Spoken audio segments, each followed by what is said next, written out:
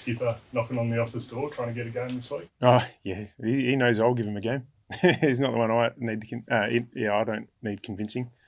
So I'll wait to see how he gets through training, what he does at training, see how if the medicos are happy. It's touch and go. So he's progressing well. If it's not this week, it'll likely be next week. So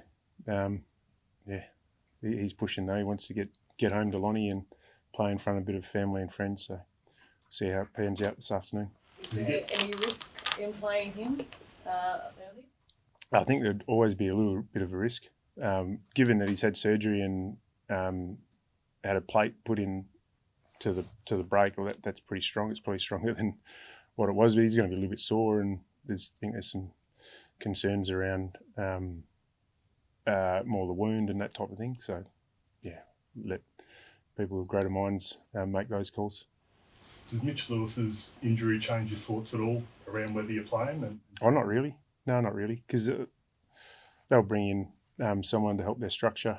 They've usually played 2 talls at least down there, so it doesn't really change thinking, given he's our captain as well and the leadership he provides, and we'd love to have him back. Having your captain back for a road trip that's not done too often, what does that bring for the group? It's leadership, stability. He's obviously organises our defence really well, but he leads on and off the field really well. So it'd be nice to have him out there. But I think we've seen in the last couple of weeks players have been able to step up and take a bit of that load. And Andy and Caleb have been able to step up into the captain's role and execute that really well. And even though we love what Piercy does, I don't think we're relying on one person to organise us and bring us together as a group.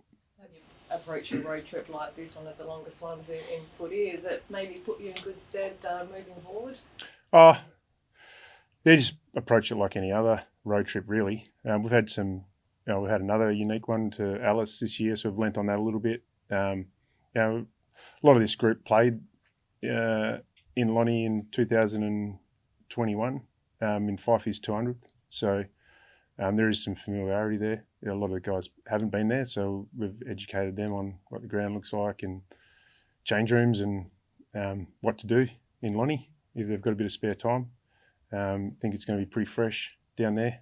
I think it's going to reach 10 degrees, so it's going to be a different sort of a feel, but grass is green. There'll be white lines around the outside of it, and there'll be 18 on each side, so go about our business. Obviously, there was a big change in the coaching landscape here in WA yesterday. Jamie Graham has now been touted as a potential replacement. What's he like as an assistant coach, and would he be ready for a head coach role should he wish to take that on? I just feel like this is not the right time to answer those questions.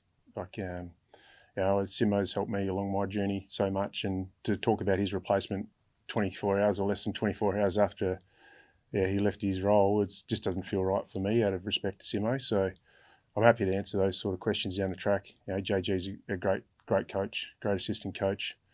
I just don't really feel like now's the time to talk about Simo's replacement, considering all he's done for me. How did you feel when you saw the news and I guess the way it happened for him in the end? I don't really feel much about how it happened for him. I just feel for him as a person and what he's gone through. It's been a really challenging time. Given the rebuild they're going through and the youth of their team, and he's been front and square with that, and the amount that he's had to go through. I feel for him, being the public face of it. I just hope we all remember for Simo for his earlier days. He came in and had instant success. Grand final in his second year. He's won flag. The impact he's had on a lot of young men, a lot of coaches who are around him, me being one of them. He should walk out really proud of what he's done. I don't think it's not calling the end of his footy career, but the end of his time at West Coast, he should be really proud. How did Simo help you? Because it is a pretty unique role, and you are under the microscope probably here in WA being a head coach. Well, it's probably just more my journey to get to where I am. Being able to learn under him. He gave me a lot of responsibilities as an assistant coach to look after different areas of the ground and take different responsibilities within the footy club. And the more of those responsibilities you get handed along the way, the better better stead you hold yourself in once you get the job, and the more well-rounded you are. So it took a lot from the way he set the environment up, the way he coached, the way he educated, tactics. Very thankful for my time working under him. In terms of a trip to Launceston, traditionally it's not been the happiest of hunting grounds for the club, but you guys did win there, like you said, in 5-200 in 2021. Are there any tips or tricks you feel like you guys can take from that last experience into this game? Oh, no, it's little things like the size of the ground and just going to somewhere new. Like it can sometimes be a little bit distracting. So we've done a bit of prep already on what the change rooms look like, what the benches look like, what the ground size and what the ground looks like, and stadium and those sorts of things. So it doesn't feel like when you rock up there game day, it's the first or second time you've been there. Which is something we did going to Alice and seemed to work well for us. So little bits and pieces like that. Otherwise, like I said before, the oval is the same in terms of green grass, white lines, 18 aside. So we just got to lean on the things that we can control. You spoke earlier about Caleb and Andy really stepping up with Alex out. How impressive have you been by two guys who are youngish compared to some of the other guys in the team being able to step into a leadership role so comfortably? Oh, I'm not really surprised. They're vice captains for a reason, and they support Piercy all the time, and probably haven't had to step up, to be honest. There's probably others around that have stepped up a little bit in Piercy's absence. Those guys have gone about their business normally because they're always been really good leaders for us on and off the field. So, Andy lost the toss, I think, and Caleb won it. So Caleb's slightly ahead at the moment, but nothing else has really changed. You talk about process and not looking ahead to sort of finals. What do you want out of the team for this game as far as improvement goes?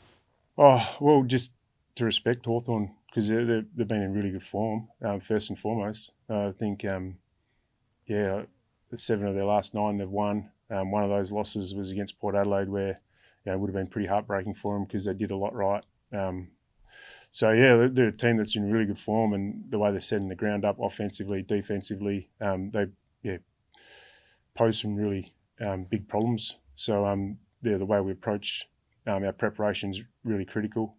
And then we're looking to build on all aspects of our game. Like no aspect of our game is perfect. So whether that's our contest and contest balance, or the way we defend the ground, or the way we handle our defensive long down the lines, those sorts of things, there's still plenty of improvement left in our game. So been pleased with some aspects, but that consistency of full quarter performance is not quite there yet. No Sean Darcy, if you move the magnets, Paddy Voss knocking on the door with an impressive performance in the WAFL, he come into consideration? Oh, definitely come into consideration. Yeah, and when Sean was last out, I think all we've needed at all, Paddy's given us, he's been given that role and performed well, and probably deserved to be in the team at times, but he's got some good players ahead of him, and just love the way he's handled the setback of travelling and not playing a couple of times, and then obviously going back to Peel and putting in some really good performances footy-wise, but a really connected, passionate player, and really cares for his teammates. So if we go that way, he'll be ready. Like I said in the news last night, Tabs is in really good form and played well last week, and Liam Reedy's doing his job in the ruck if we want to go that way as well. Tigers obviously brought some different strategy to the midfield for you to counter. Are you prepared for the Hawks to do similar? Well, we are. Yeah, there's been a bit of a theme with teams bringing numbers up to stoppage, so we've had a bit of a look at that. And we'll just adjust. Hawks might just back in their system. It's gone really well, so we'll be ready for both. Teams are trying to nullify our stoppage dominance, which is a given, and we've got to adjust back the other way. Just last one on injury, Brendan Colts and Josh Draper, how are they tracking? Yeah, Coxie pulled up really well. So he's fine, and Drapes is trending in the right direction. So if Piercy doesn't get up, he'll be ready to go.